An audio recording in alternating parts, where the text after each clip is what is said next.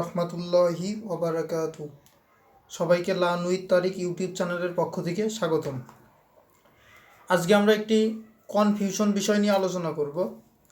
Topics মূলদ ও অমূলদ সংখ্যা। অনেকেই আমার কাছে প্রশ্ন করে থাকে যে ভাইয়া, পায়ের মানটা কি মূলদ সংখ্যা নাকি অমূলদ সংখ্যা? কারণ আমরা তো ভাইয়া পায়ের মান ব্যবহার করি গণিত করার সময় 3.1416 আমরা কিন্তু ম্যাথমেটিক্যাল প্রবলেম করার সময় এটা সাধারণত ব্যবহার করে থাকি। অনেকেই বলতে শুনি তাহলে তো এটা মূলদ সংখ্যা, কিন্তু আসলে এটা মূলদ সংখ্যা না। পায়ের ব্যাপার নিয়ে মানুষের ভিতরে কিন্তু অনেক আগ্রহ আছে।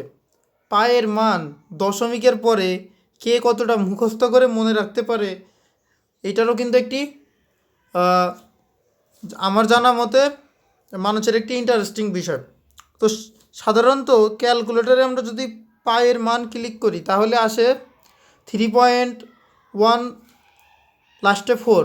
তার মানে ক্যালকুলেটরের মান কিন্তু এখনও ক্যালকুলেটরের আর ধারণ ক্ষমতা নাই এই মান ধরার। তোমাদের সুবিধার্থে আমি আরও পায়ের দশমিকের পরে আরও অনেক ঘর পর্যন্ত মান লিখেছি। তো আমি বলেছিলাম, যখন দশমিকের পর দেখবে যে কোনো সংখ্যার কোনো মিল নাই, তখন সেই সংখ্যাটিকে আমরা অমূলদ সংখ্যা বলবো। এখন অনেকেই বলতে পারো যে ভাইয়া আপনি তো বলেছিলেন যে দশমিকের পর কোনো সংখ্যা যদি লিখে শেষ করা যায় তাহলে তাকে আমরা মূলদ সংখ্যা বলতে পারি। কিন্তু তোমরা আগের ভিডিওটি যদি ভালোভাবে দেখো, দেখবে আমি বলেছিলাম যে কিছু কিছু ম্যাথের ক্ষেত্রে যে এর ধারণ ক্ষমতা আর ক্যালকুলেটরে না, এজন্য মানগুলো দেখাচ্ছে না।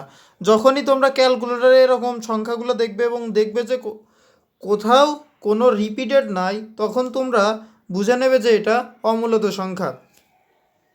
তো আমি তোমাদের ব্যাখ্যাতে বোঝার সুবিধার্থে কিছু মানগুলো লিখেছি। যেমন ক্যালকুলেটরে আসছে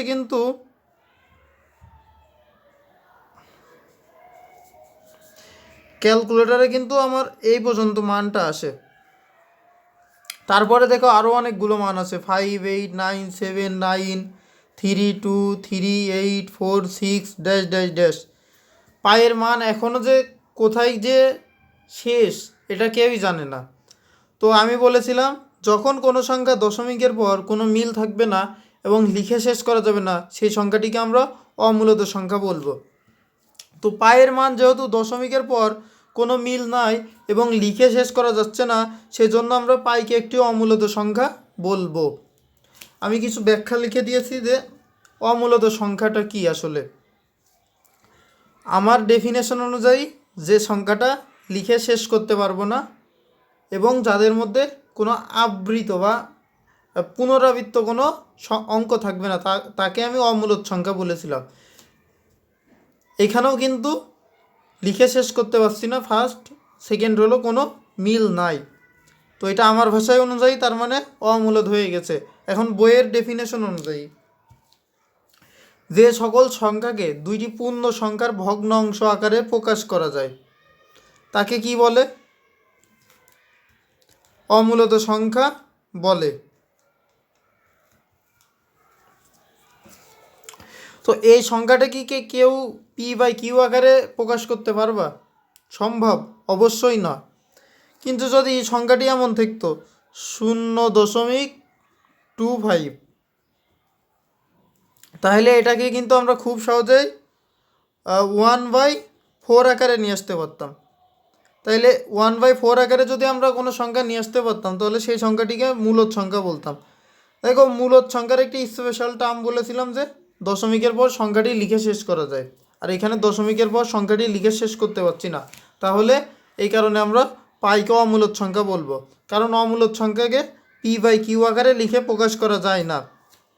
এখানে কিন্তু আমরা এই সংখ্যাটিকে p/q আকারে লিখতে পারবো না। আরও একটি সুন্দর একটি ইনফরমেশন তোমাদের সুবিধার্থে দিয়ে রেখেছি। অমূলদ সংখ্যাকে দশমিক ভগ্নাংশে প্রকাশ করলে, এই যে অমূলদ সংখ্যাটিকে আমি দশমিক ভগ্নাংশে প্রকাশ করেছি। দশমিক বিন্দুর পরের অঙ্কগুলি শেষ হয় না, এখানে কিন্তু অঙ্কগুলি এখনও চলমান রয়েছে, শেষ হয় না। আবার আবৃত দশমিকেও প্রকাশ করা যায় না। আবৃত দশমিক মানে একই অঙ্ক বারবার আসবে, তার মানে আমরা বলতে পারি পাই একটি অমূলদ সংখ্যা।